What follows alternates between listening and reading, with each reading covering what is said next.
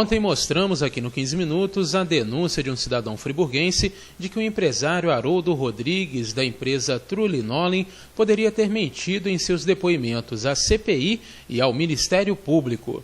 Além da investigação feita pelo cidadão Éder Pereira, apontar que o representante da Trulinolin aceitaria fazer parte de um esquema de propinas e concorrências de preço com carta marcada. Nas conversas também surgiram os nomes da secretária do Dr. Renato Abirrâmia e do próprio Dr. Renato, secretário de Saúde na época da denúncia. Hoje o 15 Minutos conversou com o vereador que afirma mais uma vez que a denúncia é infundada e que é totalmente contra a corrupção. A gente está aí 30 anos na vida pública, sinceramente, cada dia que passa a gente vê um absurdo como esse. Eu não conheço a Trulinolin. Eu devo ter tido contato, talvez, com esse tal de Haroldo, que eu também não sei nem quem é, quando eu fui membro da CPI. Ele foi lá depois, provavelmente eu devo ter visto ele lá. Não me lembro se fiz alguma pergunta para ele. Depois não tive nenhum contato mais com ele, nem com a Trulinolin. E não existe nenhum processo licitatório iniciado na Secretaria de Saúde, até a minha saída, em relação à detetização, desratização, desculpinização. Não existe nada. Então isso é uma ficção. Eu achei isso aí, esse rapaz, ele teve a ousadia, a coragem de ir lá no meu gabinete, na véspera, foi ontem até, dizer, para levar um papel lá, para me assinar, com uma denúncia muito mal fundamentada, mal redigida, inclusive agredindo a língua pátria, totalmente sem sentido, com uma opção de e-mail, só que não tem nada que me relacione nem a minha secretária. Nem um telefonema, nem um e-mail nosso, nada. Apenas os e-mails que ele mandou, o senhor Haroldo, eu não sei quem é o senhor Haroldo, se eu vi uma vez na CPI, e, é claro, obviamente, eu não tenho nada com isso. Meu nome foi citado de uma forma indevida, com uma tentativa indiscutível de macular a minha imagem, e vou procurar esse rapaz, né, mas vai ser na justiça. Ele vai ter que arranjar um bom advogado, porque a causa dele é muito ruim, é a causa perdida. Ele não tem como ganhar porque é mentira. Ele é um mentiroso, caluniador, vigarista, porque ele está fazendo um papel em benefício de uma empresa aí que todo mundo sabe qual é. Está claro, ficou claro na matéria, muito claro, que a intenção maior seria desvirtuar o resultado da CPI e da saída do prefeito, interesses claros, nítidos em relação a isso, dizendo que esse senhor Haroldo teria mentido durante o depoimento dele e a empresa que foi, inclusive, um dos alvos da CPI, a Chainara, ter sido liberada, que não tinha nada com isso, porque seria uma falsidade, quer dizer, um absurdo, né? Um absurdo. Eu vi também a própria Ministério Público se manifestar. Claro, você foi lá no banco, na boca do caixa, o representante dessa empresa recebeu um dinheiro alto, não me lembro quantos R$1.000, junto com o assessor do ex-prefeito. Isso é um absurdo, é um crime que tem que ser punido e que já foi até pelo afastamento do prefeito. Agora não vem com essa conversa. Ele pode chegar lá, brigar com o senhor Haroldo, com a Trulinolin, pode fazer qualquer coisa, só não pode envolver meu nome, porque eu não tenho nada com isso. Nem eu, nem minha secretária. Isso é um assinte. Esse rapaz, eu não sei qual a intenção dele. Mas não vai ficar assim, não. Eu vou entrar com um processo na justiça e ele vai responder e vai ter que provar se eu tenho alguma relação com o senhor Haroldo, se ele já conversou comigo alguma vez, fora da CPI, obviamente, porque eu nem me lembro se eu fiz alguma pergunta a ele, posso até ter feito, né? Eu era membro da CPI, mas nunca tive nenhuma relação com esse senhor. E assim, eu sou adversário total de corrupção. Comigo, corrupção é igual a zero. Como é que vai me envolver com um negócio desse sem nenhuma prova? Ele vai ter que responder na justiça. Conforme também mostramos ontem, o testemunho de Haroldo Rodrigues, da empresa Trulinolin, foi um dos elementos que teriam levado a CPI e o Ministério Público a pedir o afastamento do ex-prefeito Dermeval Neto. Contudo, em entrevista por telefone, o procurador do Ministério Público Federal em Nova Friburgo ressaltou que o testemunho de Haroldo foi só um dos elementos levados em conta no pedido de afastamento, mas que haveria outros diversos elementos que legitimavam o pedido e a decisão da Justiça. Então foram essas circunstâncias que levaram ao afastamento do prefeito, não uma simples declaração de uma empresa. Pois bem, conforme sempre fazemos, no intuito de mostrar todos os lados da história, conversamos com o gerente da empresa Adão de Paula ME, acusada pela CPI e pelo Ministério Público de ter praticado superfaturamento de preços, não ter realizado os serviços que deveria em algumas escolas, ter realizado somente de forma parcial os serviços em outras escolas, além de ter sacado 2 cheques, totalizando quase R$400 mil na boca do caixa em um banco da cidade. Dinheiro este que, segundo as investigações, seria de processos que nunca foram encontrados na prefeitura ou nunca teriam sequer existido. Veja agora o que o gerente da empresa Adão de Paula, a Cheinara Detetilar de Imunização, tem a dizer sobre as acusações. Alan, entre as acusações do Ministério Público e da CPI relacionadas à empresa que você representa, a empresa que você gerencia, está o superfaturamento de preços nos serviços prestados ao Hospital Municipal Raul Sertã e também às escolas do município de Nova Friburgo. Em relação a essa acusação de superfaturamento, o que você tem a dizer? Já só tenho a dizer que o serviço não foi superfaturado. Nós cobramos um preço abaixo do que nós costumamos a praticar no mercado. Que por ano, cada escola saiu R$ 87,00 por mês. Cada escola saiu R$ 87,00. E posto de saúde também, mesma coisa também, a faixa de R$ 87,00. E no hospital, pelo que nós gastamos, não foi superfaturado. Foi o preço de 25 mil cobrado no hospital e na maternidade. Dividindo isso aí por ano, por 2, o hospital saiu a faixa de R$ 15 mil por ano. Então não houve superfaturamento. Agora, Alan, em relação a essa acusação do empresário Haroldo Rodrigues, da empresa Trulinoli, de que teria havido sim esse superfaturamento, o que você tem a dizer a respeito dessa declaração do senhor Haroldo? Olha só, sobre a firma de vetores é muito difícil, ela não tem uma tabela específica de preço. Varia muito dos produtos utilizados, a manutenção, a garantia. E me estranhou também, até ontem na matéria lá, apareceu um orçamento que ele fala que no hospital ele cobraria R$ 138 mil. Então eu creio que isso aí, ele faltou com a verdade no depoimento dele. Agora, o senhor citou, por exemplo, essa questão da tabela. Existe, então, uma tabela pré-determinada de valores ou não? Não existe. Inclusive, eu tenho uma declaração da Associação Brasileira de Vetores, onde nessa declaração ela afirma que não tem tabela. Então o senhor cobrou o preço que o senhor considerava justo? Cobrei o preço que eu considerava justo e foi no meio da tragédia também. Eu cobrei um preço que abaixo do que eu costumo praticar e no meio da tragédia.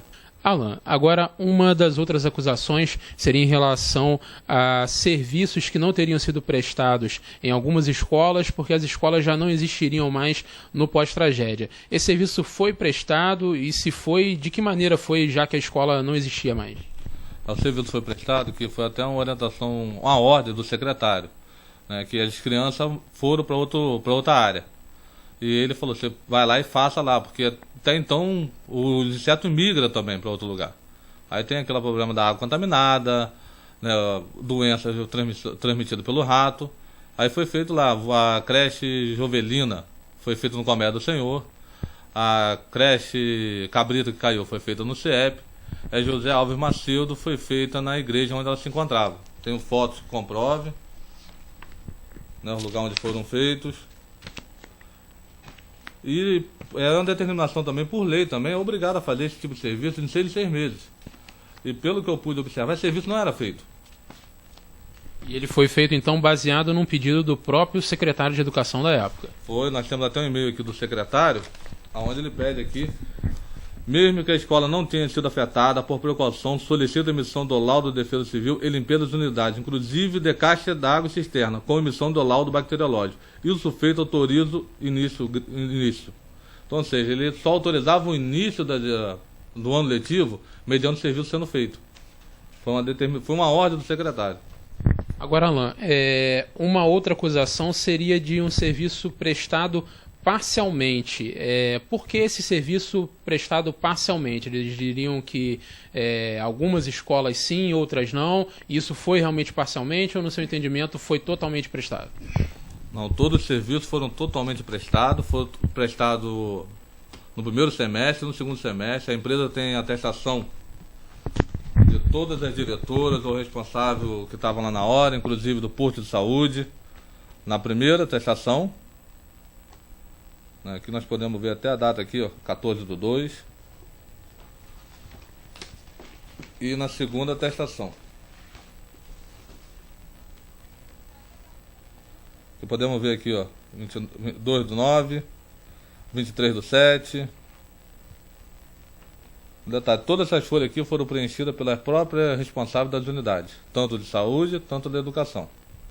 Agora, Alan, em relação a uma entrevista veiculada até numa outra emissora de TV aqui da cidade, que mostrava uma data no quadro, numa foto, e diriam que aquele serviço não foi prestado na época da tragédia por causa daquela data. Essa foto é real? O que o senhor tem a dizer a respeito dessa entrevista que foi veiculada e dessa data que estava no quadro? O serviço foi prestado nas duas datas. Foi prestado em fevereiro e, como a garantia é de 1 ano, ele foi refeito no mês de agosto. Por isso até, né, no quadro tem a data, né, mostra a data aqui, que realmente essa data comprove que a empresa esteve lá no meio do ano também realizando o serviço. Tivemos acesso ao vídeo citado pela Justiça como sendo uma das provas de que houve saques irregulares de dinheiro público na boca do caixa em um banco da cidade. Segundo relatado na decisão da Justiça Federal, foram 2 saques. O primeiro aconteceu em 18 de março de 2011 e o segundo em 22 de junho de 2011. Segundo o relato da Justiça, os vídeos mostram a presença de Irã Ferreira, gerente de gabinete do ex-prefeito Dermeval, em uma das gravações, e Alan Ferreira, filho de Irã e amigo íntimo de Dermeval, em outra gravação. O relato do juiz em sua decisão cita que Allan Kardec de Paula falava alguma coisa ao pé do ouvido de Irã Ferreira. No primeiro vídeo, o juiz também cita que Alan Ferreira estava presente no primeiro saque em março e permaneceu junto a Adão de Paula e Alan de Paula enquanto eles sacavam o dinheiro e colocavam em uma mochila. Veja o que o gerente da Cheinara diz a respeito dos saques. Jackson, foram 2 saques no banco, né, e o que estão vinculando ali é até uma inverdade, que eu encontrei casualmente foi com o Irã no banco. Não só com o Irã, encontrei também com o empresário Geraldo, onde até ele contratou o serviço da empresa lá e tudo, encontrei o pastor da igreja. E a conversa que eu tive, eu cheguei perto do Irã lá e eu estava, como eu represento o partido, eu estava chamando ele para ser candidato pelo meu partido. Ele já foi vereador da cidade, conheço ele, então eu chamei ele para ser candidato do meu partido. Se der como ler até a conversa, aquela labial, vai ver que eu estava justamente chamando ele para fazer parte do meu partido para sair nas eleições. Na primeira gravação, você tem como descrever qual era a cena, quem encontrou com quem, o que foi relatado ali? Na segunda cena, quando eu já estava no banco, o seu Alan apareceu lá também. Aí nós batemos um papo também, papo de amigo. E se você observar também, os outros falam assim, muito estranho o meu tipo de cumprimentar. Todas as pessoas lá, se der para você ver o vídeo, vocês vão ver todas as pessoas cumprimentando da mesma maneira, dando um abraço, botando a mão no ombro. Isso já é do meu costume. E aqui é uma cidade do interior, né? A gente não tem aquela situação de apertar a mão. Eu gosto de dar aquele abraço. Agora, Alan, em relação a esses encontros, então, você esclareceu quem encontrou com quem e o que teria sido dito nessas conversas. Agora, aí o dinheiro foi sacado, então, como o senhor disse, quem pegou esse dinheiro foi o senhor e o seu pai? Foi, inclusive, porque esse dinheiro foi sacado. Se passaram 6 meses, a empresa não tinha recebido. A empresa tem dívida para ser quitada. Foi funcionário, foi trabalhando, a empresa estava devendo.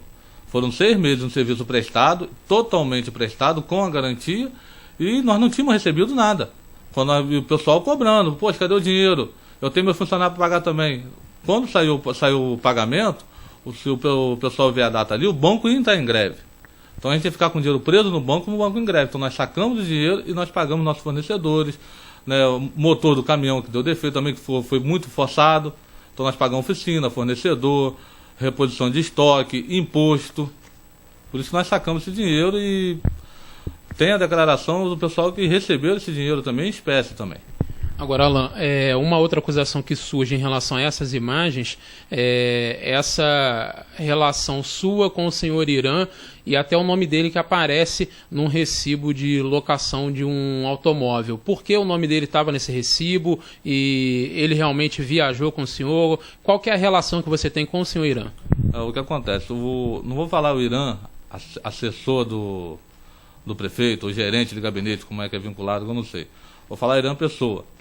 Né, o Irã, quando meu pai veio para Friburgo em 78, Irã tinha o comércio, Irã ajudou muito meu pai vendendo leite fiado para me sustentar. Tanto, né, eu tenho admiração por Irã. Irã é meu padrinho de casamento. E o seu Adão, ele está com um problema até no pé, e nós tínhamos que ir lá no Pará buscar um caminhão. E eu pedi o Irã se ele podia ir lá com a gente, que meu pai não tinha condição de trazer esse caminhão até o Pará por causa do problema no pé que ele está tendo. Ele falou assim, não, eu vou sim. E o nosso carro estava quebrado, justamente por causa da tragédia, o carro estava quebrado, a oficina, nós não tínhamos um carro para ir. Então nós fomos até o Localiza, nós alugamos um carro, né? Nós não usamos de má fé, portanto o nome do Irã está até no Localiza, que comprova que ele foi lá justamente buscar esse caminhão. Ele veio trazendo esse caminhão para a gente. Agora, Alan, então o dinheiro foi sacado, foram feitos esses 2 saques desses cheques. Agora, uma outra acusação é de que esses cheques eles representariam 2 processos que não existiram ou não foram localizados pelo Ministério Público dentro da Prefeitura Municipal. Esses processos existiram sim ou não? E se existiram, foram relacionados a que serviços? O processo existiu e foi relacionado à desinfecção bacteriológica de parede e piso. Né? Inclusive, quando falaram, a gente até estreou quando falaram que não tinha, o processo tinha sumido, não existia o processo, nós recebemos o serviço não prestado, né? A empresa fez uma carta à prefeitura e nessa carta ali a gente estava perguntando sobre o processo, né? Inclusive deram um protocolo para a gente, eu tenho a cópia do processo todinho aqui também, né? E o que é bom comprovar é que esse documento aqui não tem como ser forjado, são assinaturas de diretores também que atestaram isso daí. Né, são fotos que comprovam a primeira realização do serviço, a segunda. Então os documentos estão aqui para quem quiser ver. Nada foi manipulado. Nem o processo está aqui, a cópia do processo, tudo existe. Todos os serviços foram feitos e com a garantia estendida. Tanto que a garantia estendida que nós fizemos agora, isso aqui, esse tipo de serviço aqui foi no mês de 9 de janeiro de 2012. Até já tinha mudado o secretário de saúde. O secretário de saúde é o então vereador que estava lá, são pessoas ligadas de confiança dele, né, que é o Mário, o seu Humberto. Então, os serviços foram feitos, apesar de tudo ali, nós seguramos a garantia até o final do contrato. O advogado de Allan Kardec de Paula também falou sobre as acusações imputadas ao seu cliente e sobre as providências que tem tomado. E o que eu queria deixar claro para vocês, primeiramente, antes da gente assumir o processo do Alan, que foi procurado aqui para defendê-lo nessa ação, nós tivemos assim, o cuidado de analisar toda a documentação antes de fazer uma defesa para ele e antes de representá-lo na CPI. Porque realmente, se ele tivesse errado, tivesse tido manipulação de valores, de números, de excesso de cobrança, eu não estaria defendendo ele. Eu não estaria expondo o meu nome para defender uma fraude. Nós não somos perfeitos, não. Achar que nós fazemos as coisas sempre certas, não. Às vezes, não. Mas eu procuro, dentro do princípio, eu tenho 25 anos que eu advogo na cidade e eu evito esse tipo de coisa. Eu sou muito sistemático com relação a isso. Então, a princípio, partindo pelo início da situação, que foi a nível de CPI, toda a documentação dele foi exaustivamente analisada. Foi feito no momento de crise? Foi feito no momento de crise que talvez, nessa dificuldade toda na cidade, no pânico que nós sofremos, que foi a maior tragédia a nível de Brasil hoje, talvez algumas cautelas pelo poder público não foi feita, mas foi pela necessidade e a urgência de resolver o problema. Mas com toda a documentação aqui, que não tem como ser manipulada, não foi fabricada, foi feita no momento exato da tragédia, tudo foi observado. Inclusive o preço praticado por ele é menor do que o mercado. Ele considerou valores até em colaboração a isso. E do mais, a gente às vezes fica criticando ele, achando que ele fez um negócio fabuloso. Para ele não. Porque se ele estivesse atendendo o pessoal que teve problema aí, ele com certeza estaria ganhando muito mais. Porque hoje para limpar uma fossa dá em média R$350. para limpar uma fossa. E o contrato que ele fez com o município foi muito menor do que isso. Nós temos locação de caminhão aqui, se não me falha a memória, né, que a gente pode esquecer, saiu em torno de R$120. Enquanto a locação de um caminhão aí estava correndo na faixa de R$160. Tudo isso não foi visto. Eu concordo, eu não vou julgar, eu não vou decidir que a coisa foi mal conduzida. Eu acho que tudo foi um afã da dificuldade, do momento de sofrimento, do momento de pânico. E tanto a Câmara fez o papel dela correto. Fez, que a gente está toda hora vendo escândalos, essas coisas todas. A única coisa que eu acho é que a gente está focando na pessoa errada. Se você olhar toda a documentação sem qualquer sentimento de achar uma bruxa a ser queimada, né, voltar à época da Inquisição, você vai analisar que toda a documentação dele está certinha. E com questão jurídica, nós apresentamos a nossa defesa prévia, com toda essa documentação. Eu entendo que o judiciário não tem como decidir essa matéria com tanta rapidez, porque é muita coisa a ser analisada, e eu tenho certeza, por tudo que nós analisamos, por tudo que foi demonstrado pela tabela de custo e pelas últimas declarações que a gente tem visto aí na televisão, que demonstra que pessoas que acusam eles, tá, não tem credibilidade em função do que tem aparecido aí, do que tem demonstrado aí de quanto seria o preço praticado. Olha só, na CPI ele foi como testemunha, todo mundo viu o que aconteceu, inclusive dentro da CPI, abrindo um parênteses para você, foi até proposto a ele fazer uma delação premiada, e ele não pôde nem fazer isso. Ele seria injusto da parte dele, leviano, ele fazer uma delação premiada de uma coisa que não existiu. Ele é tão decente que ele poderia ter criado qualquer coisa para se livrar do problema. Ele não pode fazer isso, porque não tem como acusar. Se houve algum outro problema, não foi nesses processos aqui. Então, ele, com relação a isso, não. Ele iniciou na CPI como testemunha. Como na própria CPI tem vários inquéritos lá. Eu não sei qual vai ser o resultado desse aqui. Mas se o resultado for imparcial e de pessoas técnicas que forem analisar tudo isso, o momento da tragédia, o momento de isenção, de dispensa de licitação e da necessidade, e ainda mais, de uma imposição legal que nunca foi feito no município, ele realmente vai estar isento e vai merecer uma retratação. Agora, se você for isento de sentimento, for imparcial, como o nosso juízos aqui e é questão de bom senso, após você analisar toda essa documentação, que o processo está em fase preliminar, foi aceita a defesa prévia, nós apresentamos a nossa contestação com farta documentação, com volume de testemunha, nós temos hoje em média 50 testemunhas para cada caso. Eu entendo, eu tenho certeza, pela capacidade do nosso judiciário aqui, da Vara Federal e tudo, que ele vai ser isentado disso aí. Porque não houve. Se houve algum problema, não nesse caso. Nesse caso aqui, é muito claro, é muito transparente, nenhum documento foi fabricado, o depoimento é muito claro, as coisas estão muito transparentes.